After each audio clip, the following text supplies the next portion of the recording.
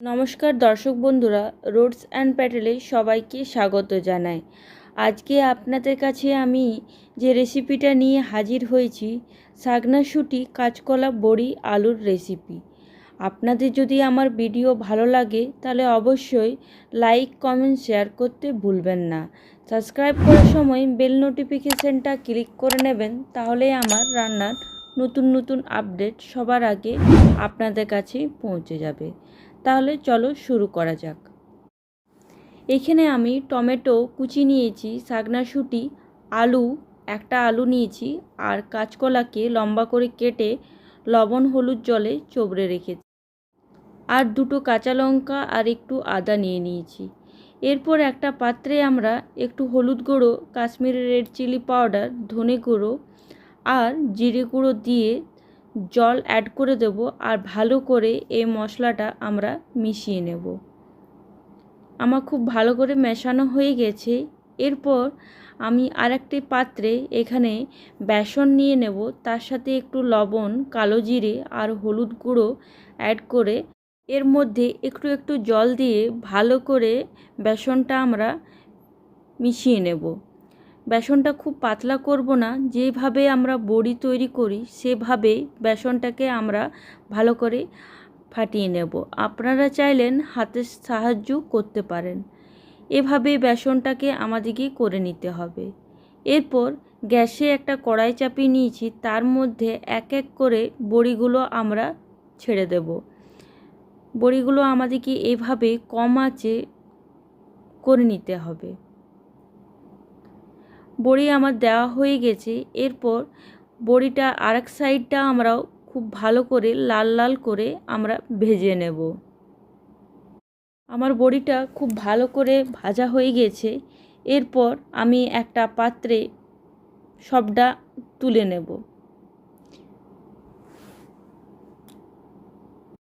ওই কড়াইয়ের মধ্যে আর তেল অ্যাড না করে একটা শুকনো লঙ্কা, গোটা জিরে আর কালো জিরে অ্যাড করে দেব। একটু ভালো করে নাড়াচাড়া করে নেওয়ার পর যে আলুটা আমরা কেটে পরিষ্কার করে ধুয়ে রেখেছিলাম, সে আলুটা এখানে অ্যাড করে দেব। কম আঁচে ভালো করে আলুটাকে আমাদেরকে লাল, গোল্ডেন লাল করে ভেজে নিতে হবে। দেখো বন্ধুরা, আমার আলুটা খুব সুন্দর ভাজা হয়ে গেছে লাল লাল করে। এরপর এর মধ্যে কাঁচকলাটা অ্যাড করে দেব। অ্যাড করে দেওয়ার পর আবার ভালো করে নাড়াচাড়া করে আমরা কাঁচকলাটাকেও একটু লাল লাল করে ভেজে নেব। আপনারা চাইলেন কাঁচকলাটা নাও ভাজতে পারেন, ভাজলে একটু ভালো হয়। এরপর একটা মিক্সি বাটিতে টমেটো, কাঁচা লঙ্কা, আদা ভালো করে পেস্ট তৈরি করে নেব। আর এদিকে আমার ভাজা হয়ে গেছে, খুব ভালো করে লাল লাল করে ভাজা হয়ে গেছে, আপনারা দেখতেই পাচ্ছেন। এরপর এর মধ্যে কেটে রাখা শুঁটিটা অ্যাড করে দেব। শাকনাশুটি অ্যাড করে দেওয়ার পর আবার খুব ভালো করে নাড়াচাড়া করব।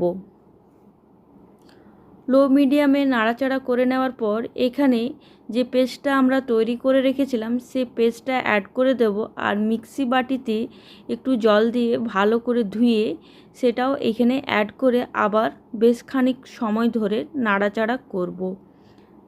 নাড়াচাড়া হয়ে যাওয়ার পর এখানে 3 মিনিটের জন্য আমি ঢাকা দিয়ে রেখে দেব, আর ওপর থেকে একটা টমেটো কুচি অ্যাড করে দেব। এরপর 3 মিনিট হয়ে গেছে বন্ধুরা, আমি ঢাকা খুলে আবার একটু নাড়াচাড়া করে নেব।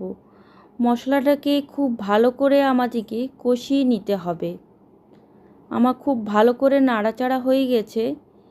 এরপর যে মশলাটা আমরা তৈরি করে রেখেছিলাম সেই মশলাটা অ্যাড করে দেব, আর ওপর থেকে একটু লবণ অ্যাড করে আবার কম আঁচে ভালো করে নাড়াচাড়া করব। এই গরমকাল আসছে বন্ধুরা, এই গরমকালে গরম ভাতের সাথে এই শাকনাশুটির পাতলা ঝোল খেতে অসাধারণ লাগে। আবার 2 মিনিটের জন্য আমি ঢাকা দিয়ে রেখে দিলাম। 2 মিনিট পর ঢাকা খুলে নিচ্ছি বন্ধুরা। দেখতে পাচ্ছ খুব সুন্দরভাবে ঝোলটা আমার ফুটে গেছে আর তেলও ছেড়ে গেছে। এরপর আবার একটু নাড়াচাড়া করে নিচ্ছি। আপনাদেরকে দেখিয়ে দিচ্ছি টমেটোটা খুব ভালোভাবে গলে গেছে, দেখতেই পাচ্ছ। একটা হাতার সাহায্যে ভালো করে মিশিয়ে নিচ্ছি।